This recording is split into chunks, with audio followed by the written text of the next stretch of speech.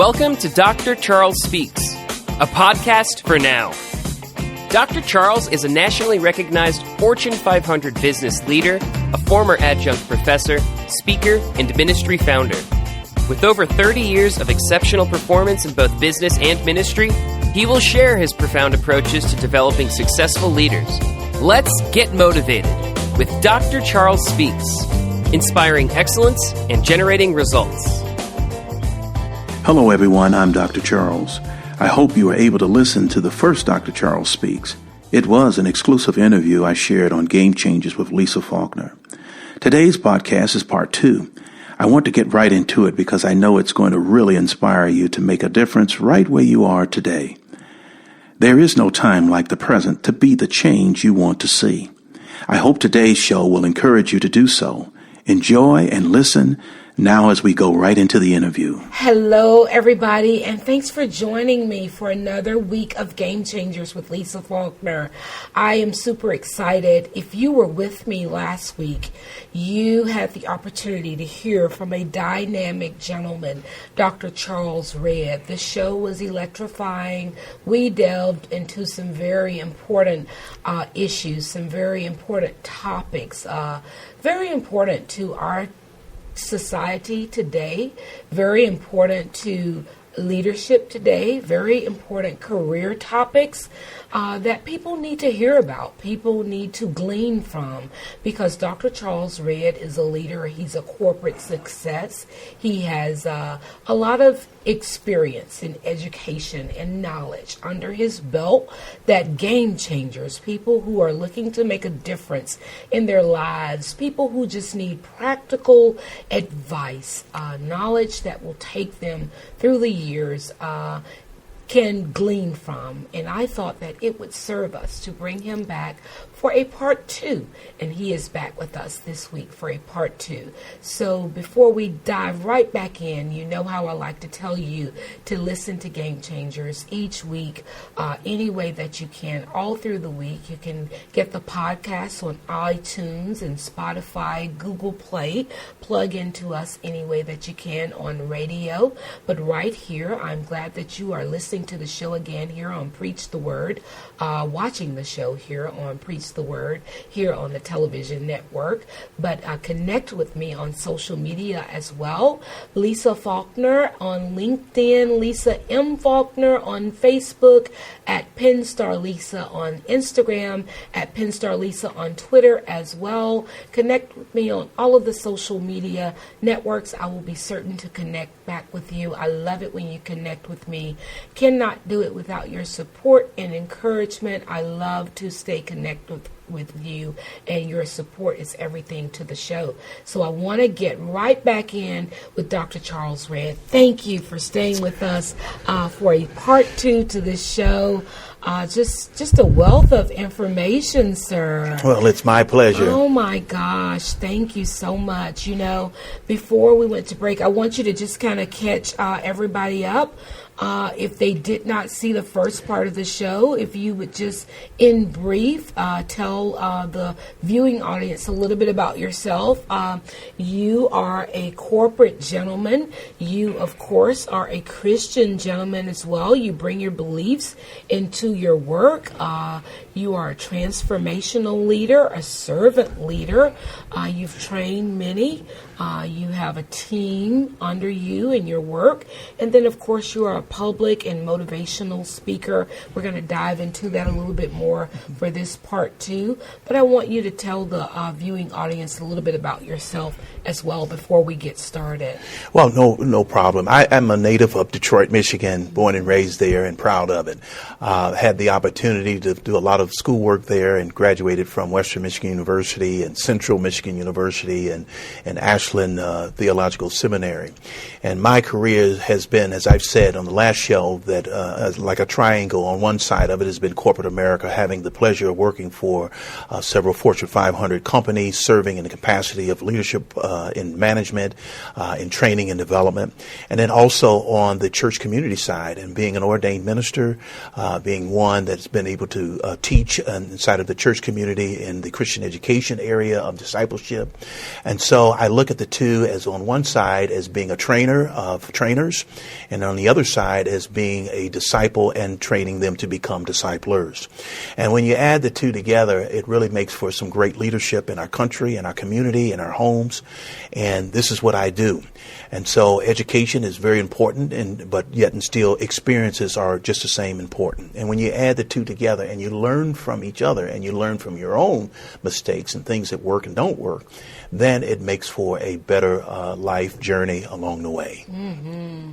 Now, as we were closing the last show, we were talking about the misinformation, the information of the misinformation that seems to be blossoming time and time again among our youth, among ourselves, as we tune in every day, as we follow. We don't know what to follow if we don't have clear paths, it seems.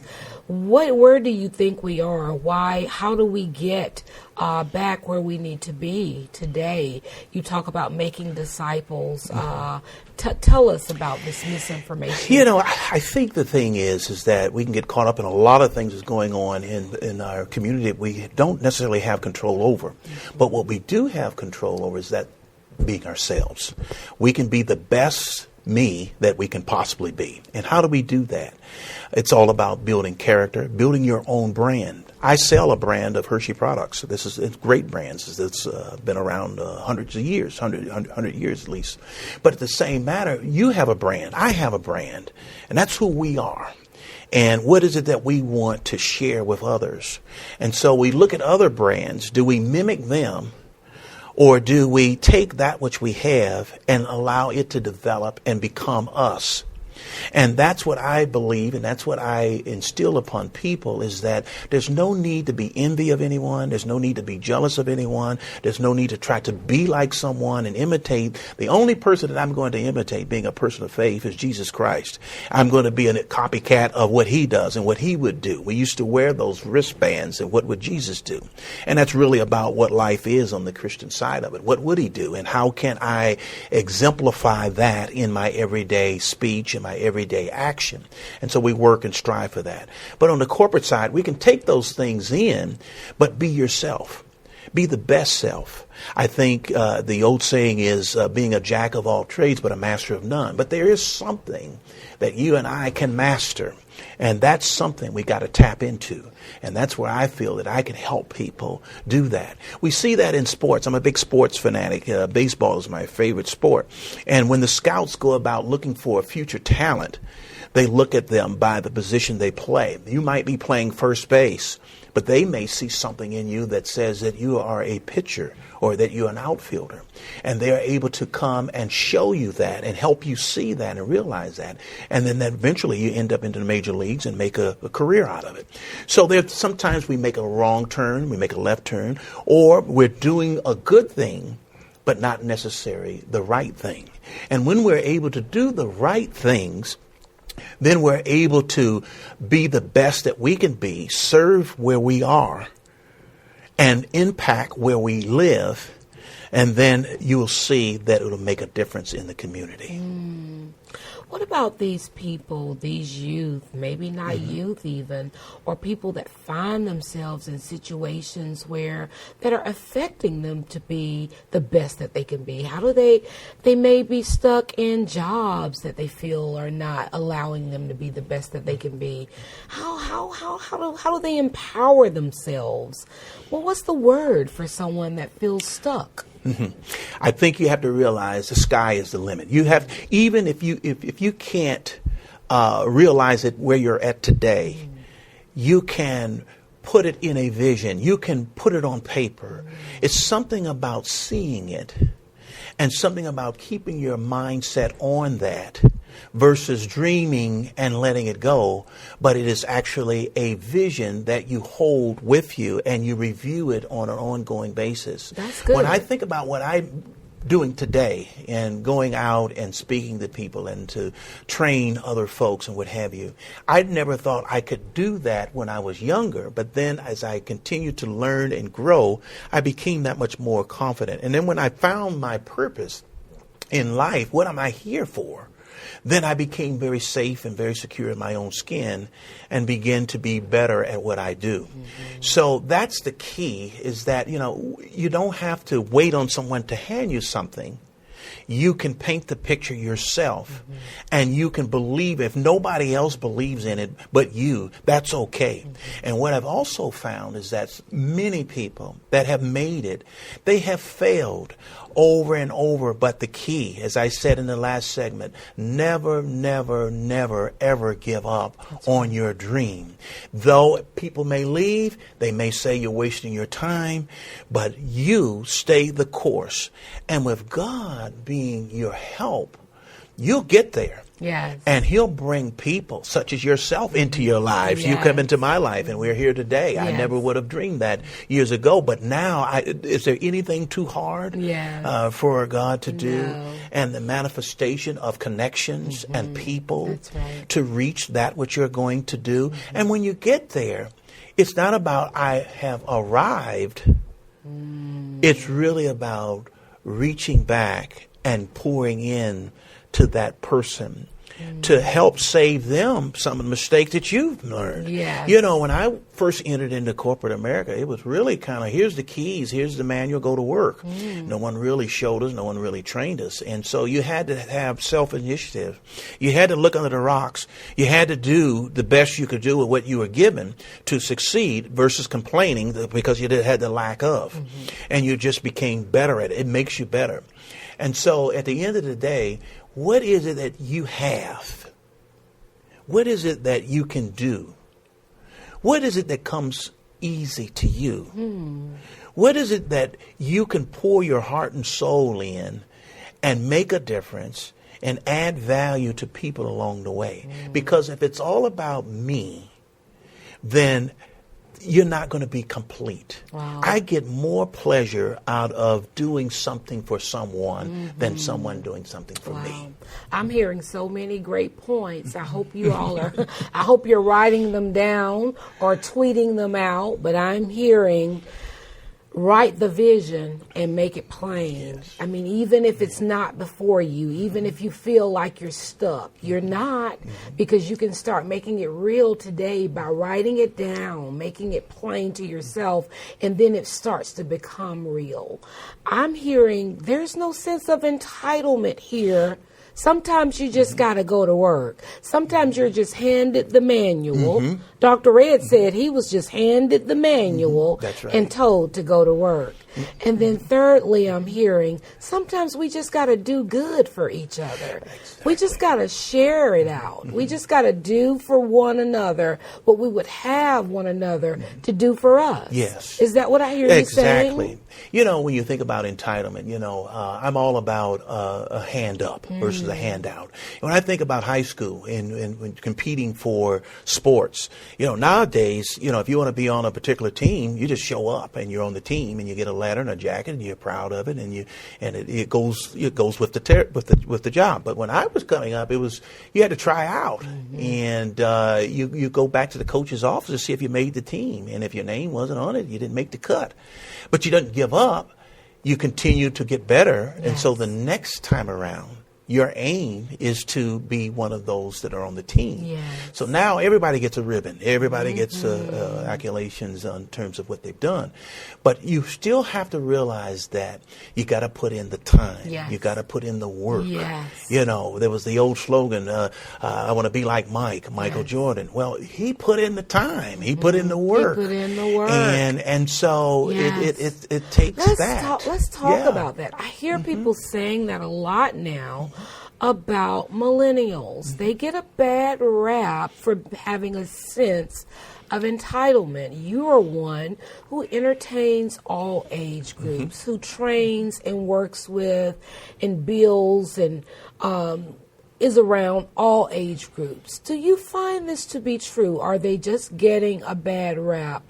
What kind of truth is in this sense of entitlement, do you find? My daughter's one of those in that category. But I don't feel that she feels like everything is given, and that I believe she believes and knows that you have to earn things. You work for things, and you appreciate them more when you work for something than when you're given something. Or what is that stemming from?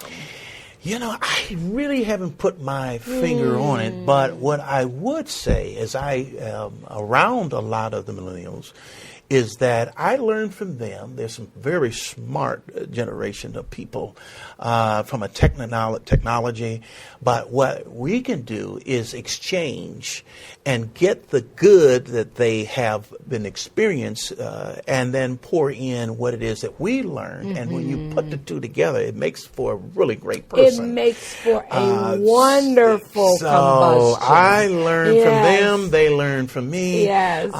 There's no all know-it-alls. And you bring them back in. Sure, I could share how my journey went, and they have no clue because they're thinking about, I've done this for 2 years now, what's next for me and what's next for me. But at the same time, I say to them, there are some things that you can learn. And while you're going through that process, it's not trying to get to the finish line and get to the top. In leadership, it's where you're at. Yes. You don't all of a sudden become a leader when you become the president of the company. Right. You have developed that from day one. So it's a conversation for sure. It's a give and take. Yes, let's take a break. This is a good place to take a break. We will be right back with Dr. Charles Redd. I want to add a little bit to that response I asked him, that question I asked him, but I'm going to add my part on the other side of the break. We'll be right back. Do you need someone with solid, expert communications experience to write your copy or your next press release? Then you need PennStar Communications. Let PennStar communicate your greatest potential with clear copy written for your business and marketing needs. Whether it's your next event or next campaign, PennStar Communications can write that for you. Visit pennstar.org or call 404-828-0287 today. Well, we are back. I am here with Dr. Charles Redd. He is a corporate leader. He is a minister. May I call you a minister? Would you say you are a minister? Yes, I am ordained as a minister. You are ordained as a minister. And, we're leery to call ourselves that. But in a way, I think when we lead others, when we accept Christianity, we should all be ministers, would you say? I would even add to that and say we are ministers because we're ministering to people. We're always, whether we're treating them kindly, we're ministering to them. Have a good word of advice, we're ministering to them. Yes. We're bringing them a pot of soup over to their home or visiting them while they're sick. We're ministering to them. Yes. But as a leader in ministry, I have been involved in that for years and been able to see the other side of that, where people are hungry and they're desperate in desperate times, and people need to be heard and people need to be served and all of those things. And that's the side that you don't often hear about a lot, but it is certainly a pleasure in serving people and helping them get out of the situation that may not be so good, that they can get into a better situation. Yes, amen. Before the break, we were talking about millennials and the bad rap they get about us having a sense of entitlement. And I think maybe you do see that sometimes, but I think also sometimes they may be misunderstood. I think that they are so smart. I think that they are so intelligent. I think that they have come here with an advantage with so much technology, so much information that they may present that way, and that sometimes maybe they are not. But I was giving you an example during the break of one young lady at work that I totally underestimated her just because she did not present that way as gifted as she is on her resume and in her presentation. But now that I'm able to see her work, it's totally blowing me away. She's so gifted. And I think that you gave me a clue, a very good clue as to why they maybe do not present as well as they could, because they miss a lot of the social interaction that we used to have without the technology. Yes, and we're talking about the interpersonal interaction. Like I said, standing behind or typing behind a text or what have you. But when you're actually eye to eye and actually having that dialogue and the conversations, sometimes the uneasy conversations, the hard conversations we call standing in the place of tension, then you're able to practice on those skills of working together, being a part of a setting versus maybe not being comfortable in certain settings. And it's like pulling teeth sometimes, trying to get them to those places of interaction. They just couldn't live without them. That's right. They would rather just send a text. Yes. Yeah. Well, you either could be on the sidelines, just envision a party. You're either standing on the sidelines as a wallflower or you're out on the floor dancing. And when we say being out on the floor dancing, you're meeting people, people that you never know that can add value to you and vice versa. So it's so important, even as leaders or wannabe leaders, that you're having those exchanges. It saves you time, it saves you money, and it's wise to do. I've wasted a lot of money and time before, but you learn from those, and you ask the right questions, and you get further along the way. Yes. And then we talked about the other age groups in work. I think they need to retirement, because everyone has value, everyone has something to offer, and when you bring all of them together, there's something really special that happens. I think the key to that as you get older into the workplace is that you must stay relevant. And if you're one that always says, remember the times back then, then maybe you should retire. But as things change, there are many companies gone out of business as they were on back then. But the folks today are smarter. They're bringing more to the table, and it's exchange. When I work with my people, I don't claim to know it all. But I do feel that it's a fair exchange because I am able to share some things that I do know, and they are able to show me. So in my mindset, I will never retire. I tell people I'll just blaze away. And in that is because I'm going to continue to meet new people. I'm going to continue to learn from people. I'm going to continue to be active and relevant and be able to make positive contributions to all people. We are in a heated climate now, Dr. Red. You can hardly turn on the news without a conflict, without police brutality flaring up, without the president and some type of controversy, without lawsuits, without a movement, a Me Too movement, without someone kneeling in protest of their rights, without some type of abuse or trauma resurfacing, people just not being taken care of in our society. Everything has risen to the surface, and we are in trouble. We are in crisis. What do you say? It's a very difficult time for many, and for myself, for all of us involved, because this could become the norm. Whereas it was a shock and awe, now it's become a situation like the story of the frog in the pot of water. The frog doesn't realize the temperature is being turned up, and then it gets to a point where the frog dies because it's boiling hot water. And so we're in that pot. We're all in it, a melting pot, and whether we're going to burn up or we're going to get smart and get wise. And this goes back to what I've been saying, is that we talk about it from a Christian perspective. Let this little light of mine shine where I'm at. And this is what I would ask people to do where you're at. What can you do to bring positive change? The reality is what we see and hear. We see it. We can't deny it. We can't turn our eyes and close them off. But what we can do is still present the right way to go. If 10 people go down a path that we don't want to go, then you be the one that hold the sign this way, the other way. And so we have to respect people, we have to love people, but we don't necessarily agree with people. But at the same time, there has to be the love and the respect for each other. And so let it begin with me. Let it begin with all the others that want to see positive change. because it's easy to catch hold and to latch on to the negativity, and I'm not the only one. I run into that sometimes with people who are not performing as well as they should be and quick to respond. I'm not the only one. And I said, well, that may be true. You're not the only one, but what are we going to do about it? Mm-hmm. What now? And that's really the question before us in America. What now? What is your response? Are we merely going to have a knee-jerk reaction, or are we going to think this thing out and respond? I still believe that there's got to be the vast majority in this world of good people who are looking to do good things.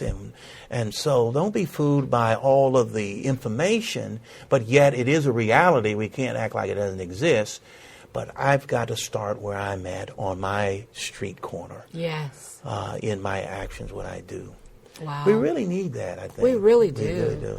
And that's the only way really to make a difference. I mean, all of us can't take to the pulpit. No. All of us can't take to the public speaking or the platforms or go out and start walks or movements. Yes. We have to make a difference one person at a time, where we are, what we can do in our homes. Yes. In our neighborhoods, in our communities, at our jobs, in our markets, with the people that we encounter, one at a time, I think.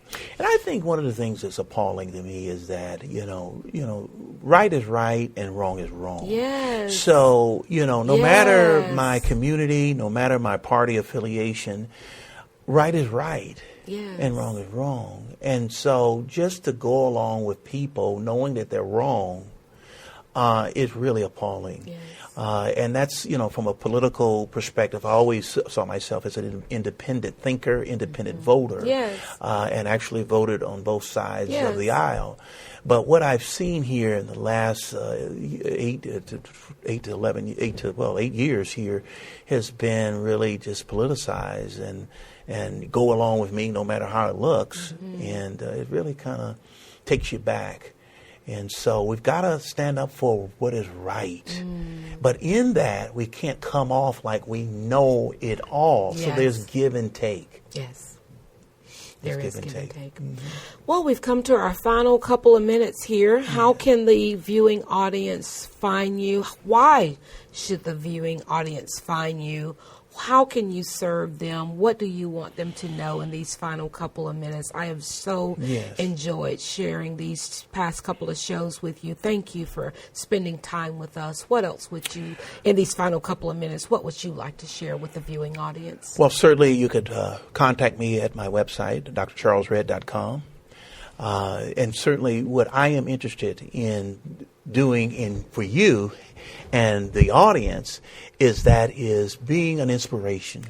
And not only being an inspiration, but motivating you to propel yourself even further along this life journey. From earth to heaven, there's still something that you have to do. Yes. There's some places you have to go.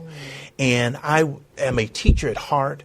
And so I just love being able to explain things, to help people to get off first base and run around the whole diamond and get to home plate, and that's what it's all about, getting to that home plate and being the best at what you do and being able to help people along the way. Excellent. So that's what I'm about, and that's what I want to make others about in inspiring our world in such a time as this. Excellent. Thank you so much. I believe you have done that, and you are doing that, and we thank you for doing that with us today.